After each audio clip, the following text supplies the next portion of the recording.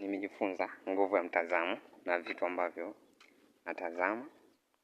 Nikitazama kitu positive naamini kitu kitawezekana, ila ukitazama kitu negative hakitawezekana. Kwa mfano, kuna vitu ambavyo nilikuwa naamini kwamba hichi kitu kitawezekana, na kweli nimekuja kunitengenezea kizingiti ambacho kimenifanya hayo mambo nisiyafanye kama nilivyokuwa nishatengeneza, kwa sababu nishatengeneza ile mindset kwamba hichi kitu kitawezekana. Kwa ikaja kunitengenezea kizingiti kile cha kuzuia kile kitu ambacho nilikuwa naamini hakiwezekani, na hakikuwezekana kweli. Lakini vile vitu ambavyo niliamini kinawezekana, kwa kuchukua hatua ndogo ndogo, na mpaka nimepiga hatua kwa hivyo vitu ambavyo niliamini kwamba inawezekana. Kwa ningeamini kwamba haviwezekani kwenye vile vitu ambavyo vinawezekana, nisingepiga hatua. Sasa vile vitu ambavyo niliamini havitawezekana kweli vimekuwa haviwezekani, kwa sababu nitengeneza ile mindset kwamba vitawezekana.